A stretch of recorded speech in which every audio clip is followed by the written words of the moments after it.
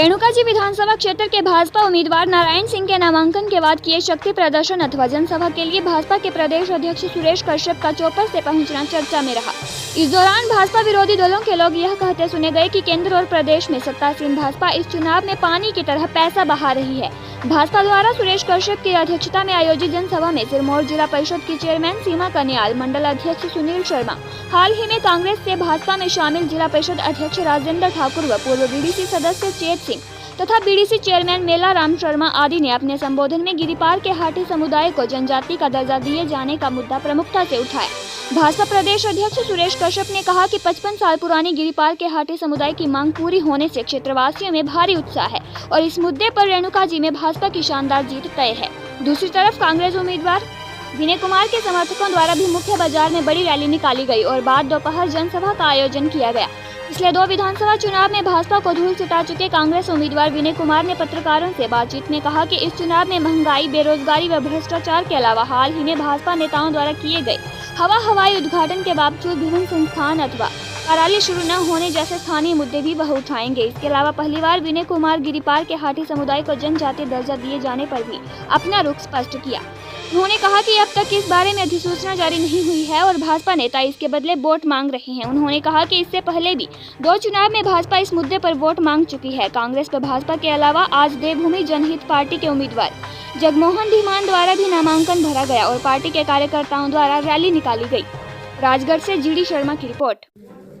जी sir, आज रेणुका विधानसभा क्षेत्र का नामांकन का कार्यक्रम है और मैं सबसे पहले तो बधाई देना चाहूँगा श्री नारायण सिंह जी, जिन्हें यहाँ से प्रत्याशी बनाया गया है। और साथ ही साथ मैं समझता हूँ कि इस बार हम रेणुका विधानसभा क्षेत्र को भारी मार्जिन से जीतने वाले हैं। पिछले 5 सालों में जिस प्रकार से जयराम ठाकुर जी की सरकार ने और जयराम ठाकुर जी की रहनुमाई में अथाह विकास इस विधानसभा क्षेत्र में हुआ, एक ही दिन में 1 कॉलेज, 2 ITI, 1 ब्लॉक और इसके साथ साथ इलेक्ट्रिसिटी का डिवीजन, बहुत सारे स्कूलों का दर्जा बढ़ाना, 7,000 करोड़ रुपया रेणुका डैम के लिए सबकृत करवाना, अनेक ऐसी उपलब्धियां हैं। वो चाहे PSC की बात हो, CSC की बात हो, वेटनरी हॉस्पिटल की बात हो, वेटनरी डिस्पेंसरी की बात हो, अनेकों ऐसी योजनाएं इस विधानसभा क्षेत्र में हुई हैं।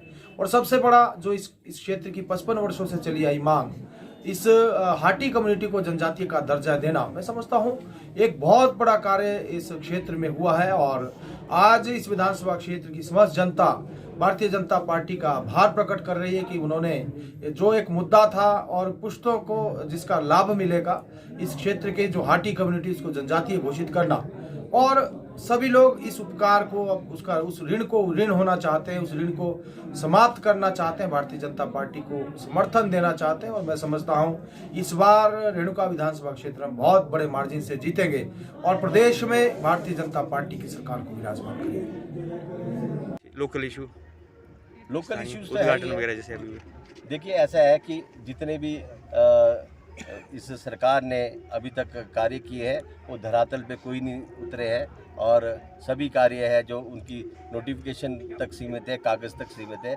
कोई ऑफिस नहीं खुला है, सिर्फ फट्टे लगाए गए हैं और शिलान्यास और उद्घाटन की पट्टिकाएँ लगाई गई है। बाकी ज़मीनी स्तर पे कुछ भी नहीं है।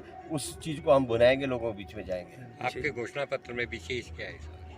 विशेष है, अभी बांध विस्थापित है हमारे, उनको उनके हक नहीं मिले और इस सरकार ने उनसे वादा किया था कि हम RNR रूल में आपको जो भी कमियां थी उसको हम पूरा करेंगे, जो कि इस सरकार ने नहीं किया है। तो इन सब चीज़ों को, इन लोकल मुद्दों को लेकर हम लोगों के बीच में जाएंगे। इसके अलावा कोई और हाटी पे कुछ हाटी देखो, ऐसा है ना, हमने 10 गारंटी योजना भी लॉन्च की है और हमारे घोषणा पत्र भी आ रहा है। उसमें बहुत सारी योजनाएं हैं जो हमारे लोगों के लिए है, पिछड़े वर्ग के लिए है और किसानों और बागवानों के लिए है, महिलाओं के लिए है, नौजवानों के लिए है। और सबसे जो प्राथमिकता हमारी रहेगी, जैसे ही हमारी सरकार बनेगी, हम OPS को बहाल करेंगे 10 दिन के अंदर, पहली कैबिनेट में। तो ये हमारी प्राथमिकता है और जो मुद्दे हैं उनको हम भुनाएंगे। गिरिपार पे कुछ अभी देखिए, ऐसा है कि गिरिपार पे क्या हुआ है, आप सभी को पता है कि पहले राजनाथ सिंह जी आए, उन्होंने भी घोषणा की, फिर जोएल ओराम जी आए ट्राइबल मिनिस्टर, उन्होंने भी घोषणा की, अब अमित शाह जी भी आए, वो भी घोषणा करके चले गए।